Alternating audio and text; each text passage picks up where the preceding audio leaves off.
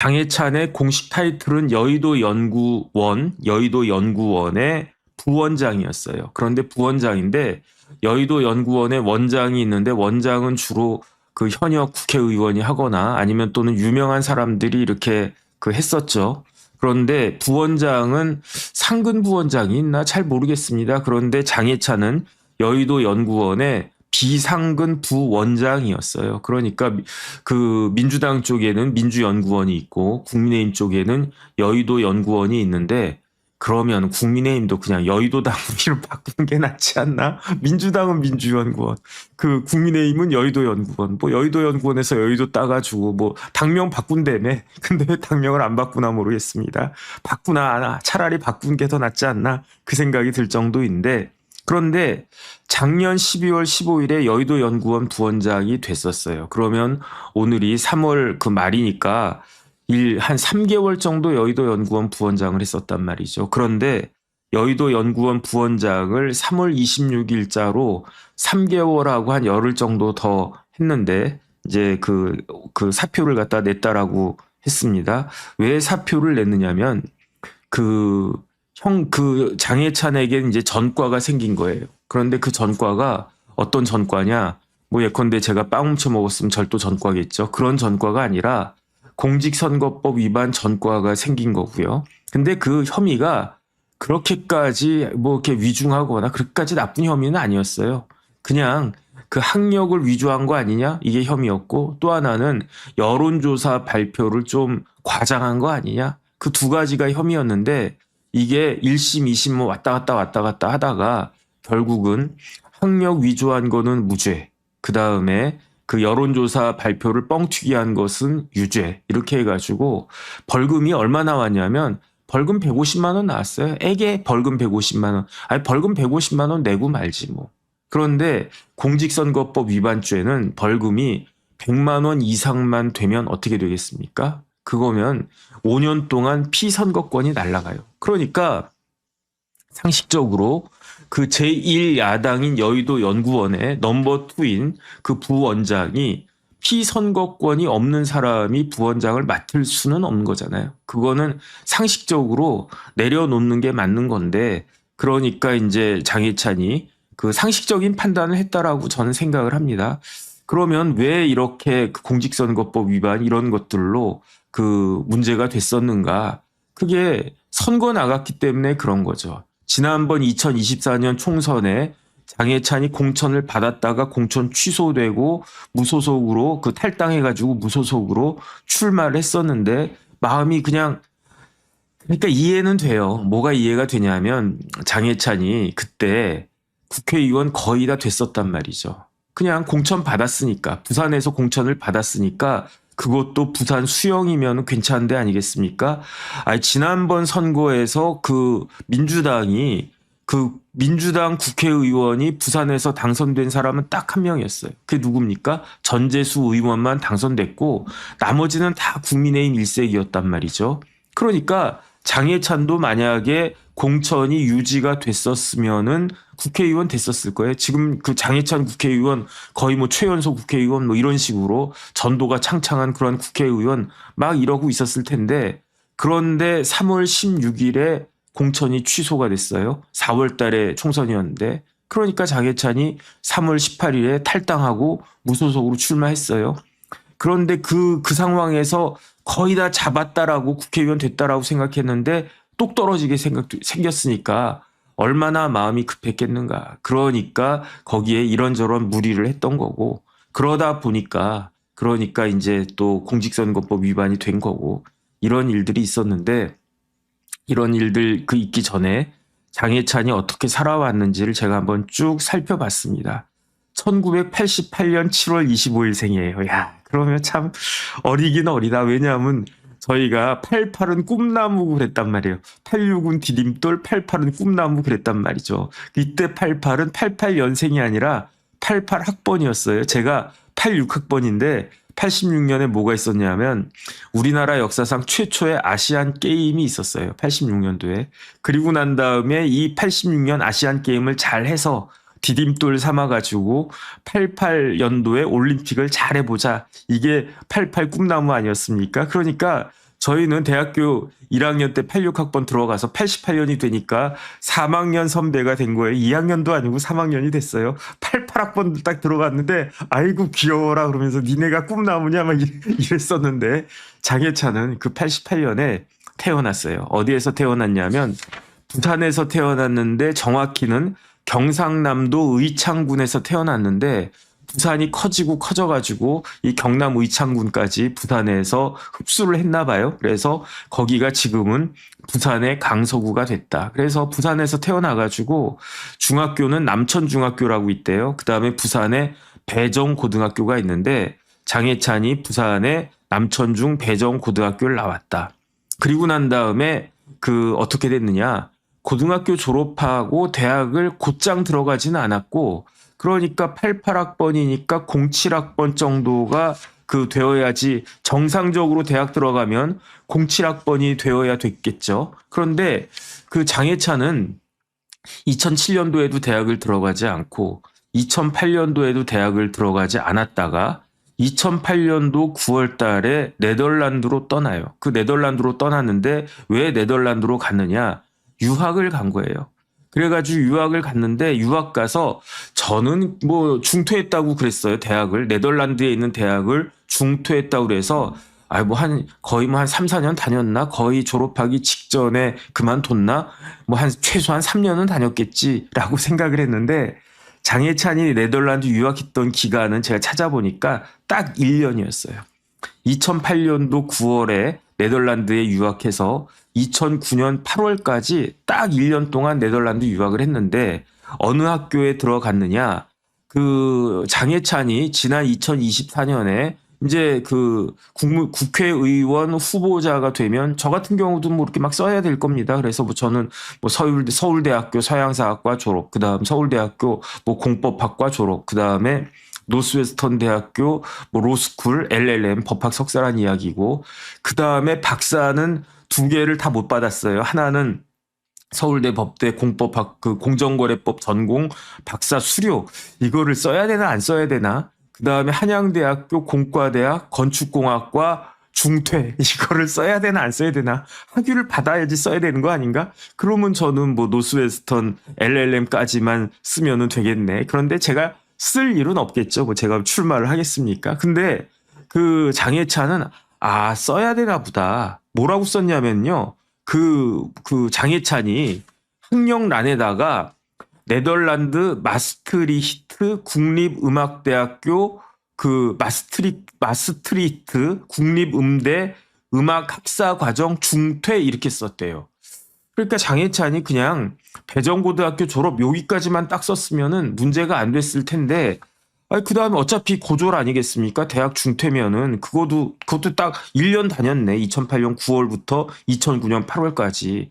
그런데 이렇게 쓰는 바람에 논란이 생긴 거예요. 왜냐하면 장해찬이 중퇴했던 그 학교는 마스트리히트 국립음대 음악학사 과정이 아니라 주이드 응용과학대 음악학부였대요. 그런데 이게 주이드하고 마스트리히트하고 이게 이렇게 왔다 갔다 한데 복잡해가지고 저는 더 이상 보지 않았어요. 그런데 중요한 건 뭐냐면은 마스트리히트 국립음대 학사과정 중퇴는 잘못됐다는 거죠. 이거는 잘못된 거예요. 그래가지고 1심에서 유죄 나왔고 항소심에서는 무죄가 나오고 대법원도 무죄가 나왔는데 왜 무죄가 나왔는지는 그건 좀 이따가 말씀을 드리겠습니다. 그 다음에 이제 자기가 여론조사에서 아주 앞서 나간다 1등이다. 그러니까 나 장해찬을 찍으면 된다. 사표가 안 된다. 이런 거를 이야기하고 싶었던 것 같은데 그게 유죄라는 거죠. 그래서 1심에서 유죄, 항소심에서 무죄로 바뀌었는데 대법원에서 다시 이거는 대법관들이 보기에 이건 유죄가 돼야 될 것 같다. 그러면서 파기환송 돼가지고 그래서 이제 어저께인가요? 오늘이 27일이죠. 어저께 대법원 부산 고등법원에서 파기환송 판결이 나왔는데 여기에 대해서 대법원에 또 재상고를 할 수는 있거든요. 근데 이건 하나만 하니까 아마 장해찬이 그냥 인정하겠습니다. 그 다음에 재상고 해가지고 대법원 판결까지 받으면은 어차피 유죄가 나올 거 피선거권이 박탈되는 게 5년이란 말이죠. 150만 원이니까. 그러면은 만약에 그 어제부터 그냥 그 인정하고 그냥 그 상고 포기하겠습니다. 그러면 어제부터 저기 그 피선거권 제한 기간 박탈 기간이 어제부터 쭉 그 되는데 뭐 한 석 달이든 넉 달이든 그 대법원에서 재상고 기간 그렇게 되면은 그 5년 뒤가 더 늦어질 거 아니에요. 그것까지도 아마 계산을 했겠지. 다시 그 본론으로 돌아와가지고 그 2009년 그 8월까지 장해찬은 네덜란드 그 유학을 갔었어요. 뭐 드럼을 쳤대나 어쨌대나. 근데 장해찬의 이야기를 딱 들어보면은 장해찬이 고등학교 때 우등생이었대요. 근데 우등생인데 어떤 우등생이냐? 공부를 잘하는 우등생인데 그런데 그것도 제법 공부를 잘하는 우등생이었대. 그래서 이거를 어떻게 생각해야 되나? 공부를 아주 잘하는 우등생은 아니었던 것 같고 제법 잘하는 우등생이었다. 그래서 저보고 만약에 고등학교 때 변호사님 공부 어떻게 했어요? 그러면 뭐 저도 그렇게 써도 되겠네요. 제법 공부를 잘하는 우등생.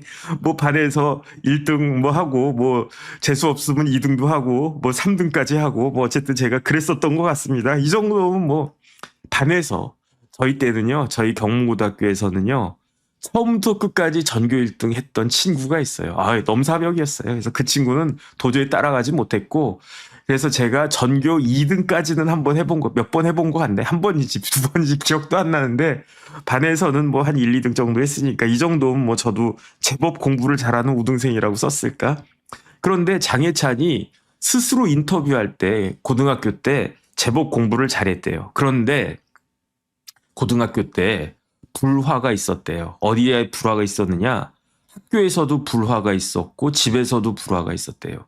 학교에서는 왜 불화가 있었냐면 장해찬은 음악을 하고 싶었대요. 그래서 음악 전공 결심을 했대. 그래서 마스트리히트는 아닌 것 같고 주이드 응용과학대 음악학부에 유학까지 가지 않았습니까? 1년밖에 안 갔지만 어쨌든 그렇게 음악을 하고 싶은데 그런데 학교 입장에서는 장해찬이 제법 공부를 잘하는 우등생인데, 그러면 제법 공부를 잘하면 부산에서 뭐 부산대 갈 수도 있고 아니면 서울에 있는 좋은 대학 갈 수도 있고 부산에 있는 부산대학 갈 수도 있고 그런데 얘가 왜 뚱딴지 같이 음악을 한다고 그래? 그러지 마 이놈아 그러면서 선생님들이 막 화내면 또 고등학교 때 욱해가지고 제가 제법 공부는 잘한다고 하지만 그래도 나는 음악을 훨씬 더 잘할 수 있습니다. 그 꿈이 있습니다. 그러면서 선생님하고 약간 불화가 있었던 것 같고 집에서도 마찬가지겠죠. 뭐 우리나라 장해찬이 88년생이니까 저보다 한 20년 가까이 어리긴 하지만 그래도 요즘은 좀 다를 수 있을 것 같아요. 요즘은 만약에 우리 애가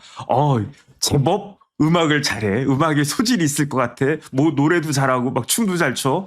그러면은 우리 애가 아빠 나 저기 그거 할래. 그러면은 고민을 좀 할 것 같아. 그래서 이놈이 혹시 잘하면 BTS 되면은 아빠가 좀 덕 좀 보지 않을까? 이런 생각을 할 수 있을지도 모르겠는데 그런데 어쨌든 1988년에 태어난 장해찬 부모님 입장에서는 그 다음에 공부는 제법 잘하지만 음악은 아주 전 세계 1, 2등 하지 않으면 성공하기 힘든 게 그게 음악이니까 이게 쉬운 길은 아니잖아요. 그러니까 부모님도 음악하는 거를 탐탁하게 여겼던 것 같지는 않고 더 중요한 건 뭐냐면요. 아버지가 사업을 잘 하셨던 것 같아요. 아버지가 사업을 잘 하셨던 것 같은데 아마 고등학교 때나 뭐 이맘때쯤에 고등학교 졸업할 때나 이맘때쯤에 어떤 일이 발생하냐면 사업을 잘 하시던 아버지가 사업 실패해서 부도가 났대요. 그래가지고 아버지가 부도를 딱 맞은 다음에 결심을 하신 것 같아요. 아버지가. 내가 그 목회를 해야 되겠다. 내가 목회자가 돼야 되겠다. 그러면서 신대원에 가야 되겠다. 하나님이 나한테 주신 소명은 사업가가 아니라 목회자였는데 내가 그 사명을 따르지 않다가 이렇게 부도를 맞았구나. 지금이라도 늦었지만 내가 그 신학대학원 가가지고 목회자의 길을 가리라 이렇게 생각하셨대요. 그래가지고 평일에는 도서관에서 신학대학원 그 입시 공부를 갖다가 하고 주말에는 그 아버지가 사장님이었던 아버지가 알바를 하셨던 거예요. 뭐 편의점인지 주유소인지 뭐 그런 데에서 알바를 갖다가 하셨던 것 같아요. 그러니까 그러면서 신학대학원 준비하고 나중에 목사가 되신 것 같아요. 그 다음에 이름만 봐도 그 아버지가 부모님이 믿음이 좋으신 분이란 생각이 확 드는 게 예찬이란 이름이지 않겠습니까? 기독교인들은 다 알아요. 예찬이가 뭐 이름이 좀 이상하다 이렇게 생각할 수 있는데 크리스찬들은 예찬의 예는 예수를 뜻하는 거고요. 찬은 찬양한다 이런 뜻 아니겠습니까? 그러니까 1988년에 남자 아기가 응애 태어났을 때 부모님이 야 이쁜 아들 태어났네 볼도 통통하고 그 다음에 귀엽게 생기지 않았습니까 장혜찬이 어이구 귀여워라 우리 애 그러면서 뭐라고 이름을 지을까 하다가 저 같으면 뭐 우리의 그 아버지는 저한테 혁진이라고 우리 할아버지가 이름 지어주셨는데 근데 장혜찬 부모님은 뭐 할아버지든지 부모님인지는 하나님께 감사한데 예수님께 감사합니다. 예수님 찬양합시다 하면서 예찬 이렇게 지었다는 거잖아요. 그러니까 사업을 쭉 하셨어도 아마 그 목회자를 해야 되겠다 이 마음이 늘 있었을 텐데 부도를 딱 맞으니까 하나님이 이렇게 나를 부르시는구나. 그런데 장혜찬 입장에서는 완전히 집안이 쫄딱 망했는데 아버지가 재기할 생각은 안 하시고 신대원 간다라고 하니까 스트레스가 있었겠죠. 거기에다가 나는 음악을 하고 싶은데 학교에서도 그렇고 그 다음에 그 집에서도 그렇고 너 경영학과 가라 뭐 너 공대 가라 뭐 이러고 있었을 테니까 그러니까 그래가지고 그때 그 10대 말 20대 초반에 장혜찬한테 뭐가 생겼냐면 우울증이 생겼대요. 그 우울증이 생겨가지고 그래서 약 먹고 치료를 받아야 될 만큼 우울증 증세가 조금 심각했었던 것 같아. 그래가지고 어떻게 됐느냐 그 군대를 사회복무요원으로 가게 되었던 거예요. 그러니까 이 이야기가 왜 나왔냐면 장혜찬이 군대를 현역으로 갔다 오지 않았습니다. 그때는 방위가 아니라 사회복무요원인데 뭐 저희 때 방위랑 똑같다고 생각하면 되겠죠. 저희 때도요 방위하면 동방위 많이 갔거든요. 근데 저는 동방위가 아니고 이래봬도 방위는 방위인데 전투방위 갔다 왔다고 제가 말씀드렸잖아요. 근데 장혜찬은 사회복무요원을 갔대요. 저보고 왜 방위 갔냐고 그건 모르겠어요. 그냥 방위 가라고 해서 간 건데 장혜찬은 왜 사회복무요원으로 갔냐면은 우울증이 있었대. 그래서 왜 우울증이 있었냐? 부아버지가 사업 실패하고 그다음에 진학 문제 이런 거 걸려가지고 우울증이 있어서 그래서 사회복무요원을 갖다가 하게 됐다.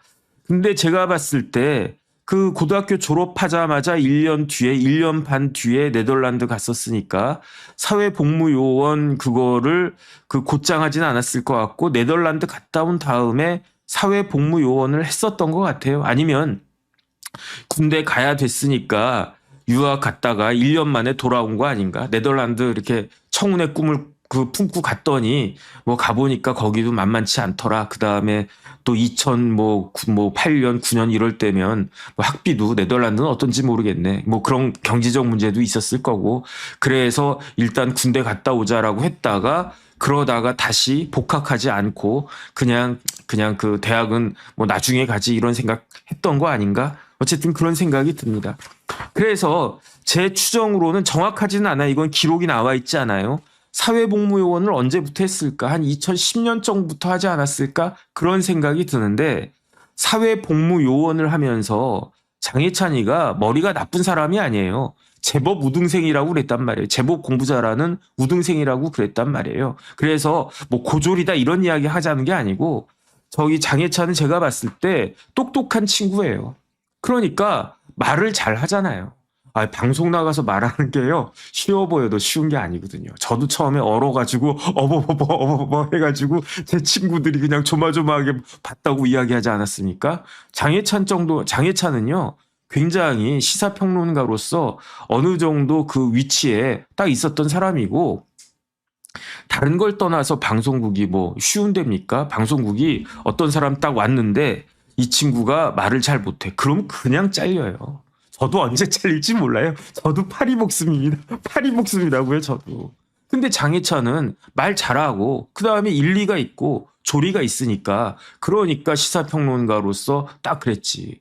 그다음에 윤석열의 1호 참모가 누구냐? 장혜찬이거든요. 윤석열 검찰총장이 그 총장직 때려치고 그 다음에 이제 5월 달에 6.29 선언하기 전에 5월 말에 처음으로 만나서 너 내 참모해라 했던 게 장해찬이란 말이에요. 그러면 똑똑하지 않고 어리버리한 사람, 저 같은 사람을 갖다가 1호 참모로 뽑았겠습니까?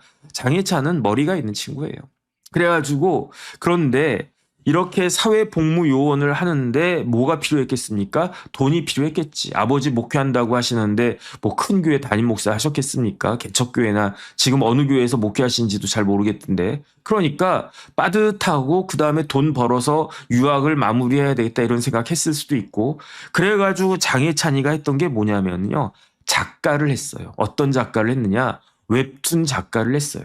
저희 때만 해도 작가가 되려면 신춘문예나 뭐 이런 데 당선돼가지고 그래서 막 글을 쓰면은 무슨 잡지에다 글 내고 그런 거 모아가지고 단행본 내고 그 다음에 뭐 이상문학상, 뭐 동인문학상 뭐 이런 문학상 딱 받아가지고 뭐 정혁진 작가 훌륭하네. 뭐 이게 정상적이었는데 저도 뭐 웹툰 같은 건 전 본 적이 없는데 뭐 눈 아프게 그런 거를 어떻게 보겠습니까? 근데 장해찬 이 시대에는 그냥 글 올려서 인터넷에다 딱 글 올리면은 와 인기 있다 그러면은 그걸로 충분히 먹고 사는 그러한 시대가 된 것 같아요. 그래서 웹툰 그다음에 그 뭐라 그럴까 그다음에 그렇게 웹에다가 쓰는 소설이 그게 히트가 되면 그걸로 영화도 만들어지고 만화로도 만들어지고 막 그러지 않습니까? 그런데 장해찬이 사회복무요원을 하면서 웹툰 작가를 시작했던 것 같아요. 그래서 웹툰 작가 장해찬의 필명은 뭐냐면은 묘제.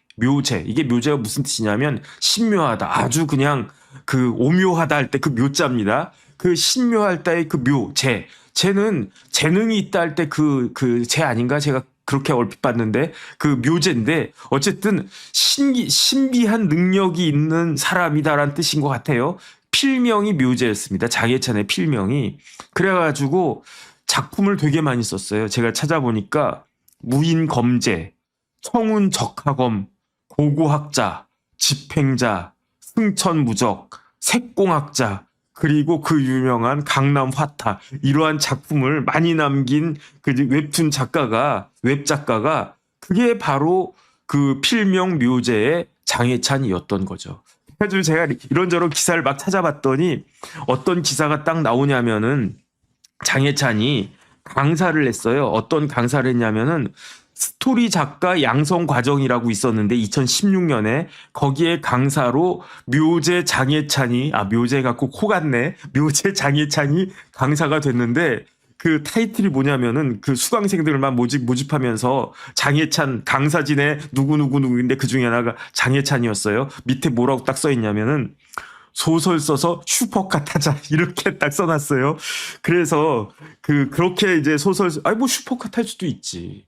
그 다음에 왕사남인가? 그것도 무슨 웹에 있는 소설을 갖다가 이렇게 작품 만든 건가? 그것까지는 잘 모르겠습니다. 제가 아직 안 봐가지고 봐야 되나 말아야 되나 뭐 그런 생각들을 갖다가 하는데 어쨌든 그렇게 해가지고 그 장해찬이 작품이 많다고 그랬잖아요. 뭐 고고학자, 무인검제 다 무협지 같은 그러한 건데 강남화타는 2015년 4월부터 2016년 12월까지 웹소설을 연재를 했대요. 강남화타가. 근데 그 강남화타에 있는 내용이 문제가 돼서 그래가지고 이게 뭐 강남화타 그 내용도 문제가 됐었죠. 그래서 공천 탈락하는 그러한 계기가 됐는데 그러니까 제가 장해찬의 웹소설을 읽어보지는 않았는데 아마 되게 잘 쓰고 또 많은 사람들이 봤었나 봐요. 그래가지고 어떤 일이 있었느냐. 2018년도였어요. 2018년 8월 30일에 그 그랜드 엠베서더 풀만 호텔이 있어요. 그게 어디냐면 선우용녀 씨가 제가 지난번에 선우용녀 선생님 말씀드렸는데 아침 조식을 많이 먹는 데가 거기 엠베서더 호텔 아니겠습니까? 그 신라 호텔 이렇게 건너편에 그 엠베서더 호텔에서 2018년 8월 30일에 출판 기념회가 있었어요. 그 출판 기념회가 누구의 출판 기념회였느냐? 80세 원로 주먹. 원로는 원로인데 주먹이야. 그분이 누구냐면 조창조 씨입니다. 조창조옹이 2018년에 80세였으니까 지금 2026년이니까 지금 만약에 생존에 계시면 88세, 만약에 돌아가셨을 수도 있겠네. 어쨌든 조창조 옹이 뭐 선생이라고까지 하긴 그렇고, 왜냐하면 그 유명한 그 주목이었거든요. 그 출판 기념회가 있었는데 그 출판 기념회가 뭐에 대한 출판이냐? 자전적 소설이었어요. 제목이 뭐냐면 최고의 사나이 조창조 일부. 그것도 한 권이 아니라 세 권. 그런데 조창조 씨가 나이가 80세인데 자전적 소설 전설이라고 하는, 제목은 전설이에요. 자전적 소설 전설, 부제가 최고의 사나이 조창조. 그런데 80세 그 어르신이, 뭐 늙은이라고 하면 좀 이따 말씀드리겠지만 혼납니다. 늙은이라고 하면 절대로 안 됩니다. 그 80세 어르신 조창조 옹이 연세가 80 되셨는데 소설을, 아무리 자전적 소설이라고 하더라도 전설이라고 한 소설을 자기가 스스로 썼겠습니까? 그러니까 이렇게 구술을 하는 거지. 아이고 일로 오세요 해가지고, 내가 옛날에 말이야 시라소니 하고 막 이랬고 말이야, 내가 옛날에 김두한 선생하고 구두도 닦아드렸고 뭐 이런 이야기.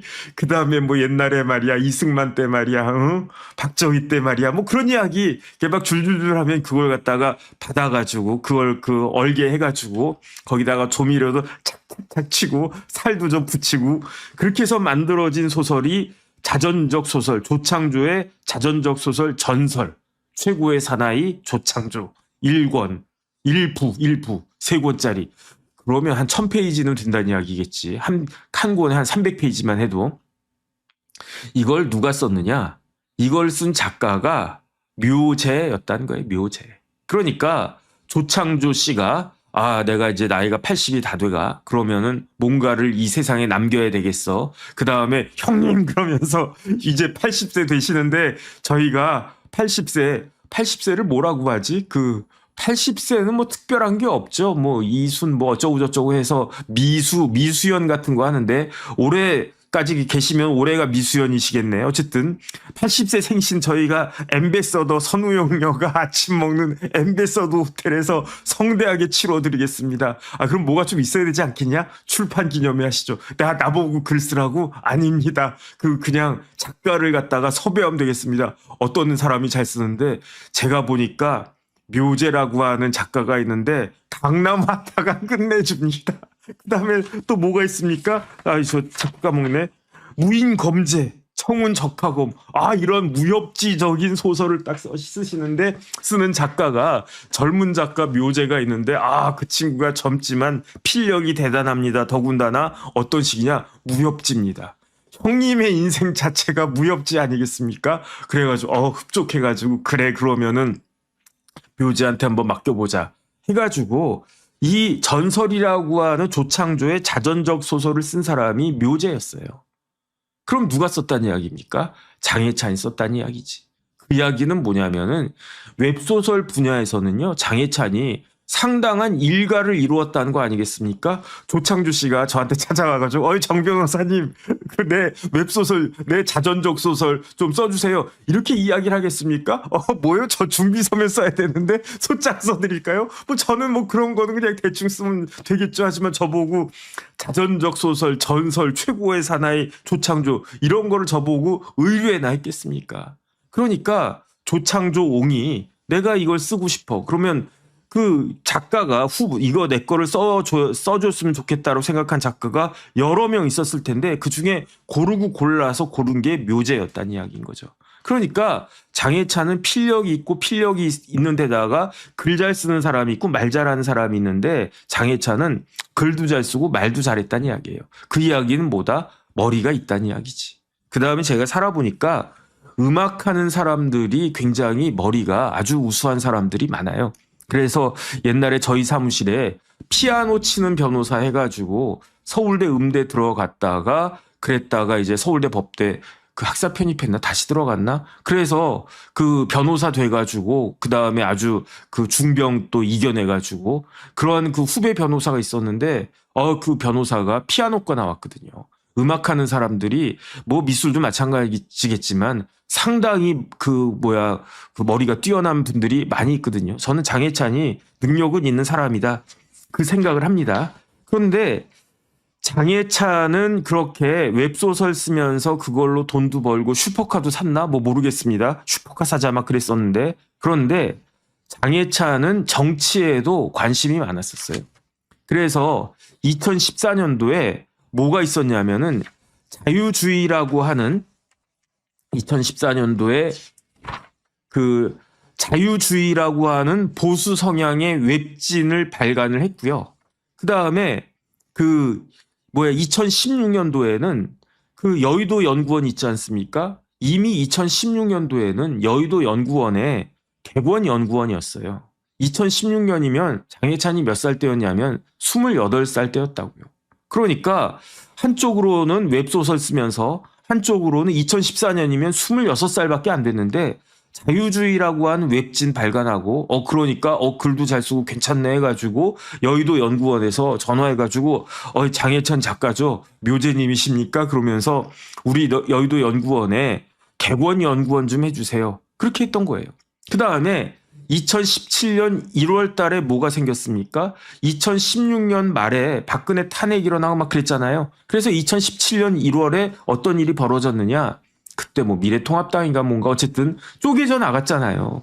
그래가지고 그때 뭐 이해훈 그다음에 유승민 막 이렇게 그때 바른정당이 만들어졌는데 그때 당대표가 유승민 대표였을 거고요. 그다음에 이해훈 의원이 거기에 이제 그 유승민 의원 따라가가지고 바른정당 들어갔다가 나중에 유승민이 대권 후보로 출마하고 난 다음에 당대표가 이해훈이 됐었잖아요. 그 바른정당의 발기인이 누구였느냐? 그게 바로 장해찬이었어요. 발기인이 여러 명 있었을 텐데 발기인 중에 하나가 20대 젊은이 장해찬이 바른정당, 국민의힘이 아니고 바른정당의 발기인이었고요. 그다음에 그때 한동안 잠깐 반짝했던 사람이 있습니다. 그 사람이 누구였느냐? 반기문 총장이었어요. 유엔 사무총장 반기문이 반짝했다가 그러다가 정치하고는 어울리지 않는다 해가지고 쓱 스며들었는데 그 반기문 총장 홍보 쪽을 도와줬던 그것도 온라인 홍보를 도와줬던 사람이 그 사람이 누구냐? 그게 이제 장해찬이었고요. 그러다가 이제 문재인 대통령 때에는 뭐 이렇게 저렇게 이렇게 있다가 2019년도에는 서던 포스트라고 하는 여론조사 업체에 정책실장도 하고 언젠지는 정확하지 않지만 그때쯤 해가지고 제규어 랜드로버 코리아 홍보 대행도 하고 이런 식으로 어쨌든 제가 봤을 때 장해찬이 그냥 열심히 살았던 것 같아요. 그 와중에 2018년도에 조창조 씨 자전적 소설도 써주고 소설입니다. 소설. 그 소설도 써주고 그렇게 쭉 지내다가 그러다가 어떤 일이 있었느냐. 2021년도가 됐어요. 2021년도가 됐는데 그때 그냥 2021년도 이맘때쯤에 벌써 5년 전이네요. 이맘때쯤에 우리나라가 그때도 아주 그냥 시끌벅적했습니다. 왜 시끌벅적했냐면은 검찰총장하고 법무부 장관이 막 싸우는 거야. 법무부 장관이 검찰총장 징계하고 마치 장동혁 대표가 한동훈 전 대표 뭐 이런 사람들 징계하는 것처럼 검찰총장을 법무부 장관이 징계하고 그랬었단 말이죠. 그러니까 3월 달에 윤석열 검찰총장 때려치고 나왔고 그랬는데 그러면서 윤석열 전 총장이 자맹을 쭉 하면서 이런저런 뭐 이렇게 사람들 만나고 그랬는데 드디어 정치를 결심했던 때가 제가 봤을 때 5월 달이었던 것 같아요. 그래가지고 2021년 5월 28일에 윤석열 전 검찰총장이 장해찬을 만나게 되는데 누가 먼저 연락을 했을까요? 장해찬이 윤 총장님 저 장해찬이라고 한 사람입니다. 요번에 이제 총장 마치시고 나왔는데 이번에 꼭 출마하셔야 됩니다. 그래서 우리나라를 공정, 법치 이런 나라로 만드셔야 됩니다라고 장해찬이 이야기했을까요? 반대래요. 윤석열 전 총장이 직접 장해찬에게 연락을 했대요. 그래가지고 왜 연락을 했느냐? 저 친구 젊은데 똑똑하네. 그 다음에 무엇보다도 나하고 마음이 통하네. 왜 그 윤석열 총장이 장해찬의 에게 마음을 주기 시작했냐면 페이스북에다가 그 장해찬이 글을 올렸는데 윤석열 전 총장의 5.18 메시지 분석 글이라고 하는 글을 페이스북에다가 올렸대요. 2021년 한 5월 뭐 한 20일이나 뭐 그때쯤 됐겠죠. 그거를 윤석열이 딱 본 거야. 그 뭐 5.18 메시지를 갖다가 뭐 냈나 봐요. 전 기억도 안 납니다. 근데 그거를 딱 읽어보고 거기에 대해서 분석하는 글을 딱 썼는데 와, 잘 썼네. 그 다음에 이게 내 생각인데? 라고 하면서 윤석열이 장해찬한테 딱 전화해가지고 우리 봅시다. 해가지고 5월 28일 날 처음 봤는데 윤석열 대통령이요. 말씀이 많으셔. 옛날 검사할 때부터 그런 이야기 많이 들었습니다. 그래가지고 뭐 이렇게 그 끝나면 이제 일과 끝나면은 저기 서초동에 이 허름한 호프집 가가지고 맥주에다가 소주 이렇게 폭탄 하고 그 다음에 안주는 뭐 마른 멸치 같은 게 쫙 풀어놓고 그러면서 밤 11시 12시까지 술 먹으면서 90% 이야기를 윤석열 당시 검사가 했다는 이야기 옛날부터 많이 돌았는데 어쨌든 장해찬 만났을 때에도 첫 만남인데 앉은 자리에서 3시간을 이야기하더라. 장해찬이 그렇게 이야기했어요. 아이고 그냥 혀가 내둘러진다. 그러면서 어떻게 됐느냐. 그러면서 윤석열이 장해찬을 1호 참모로 픽업한 거예요.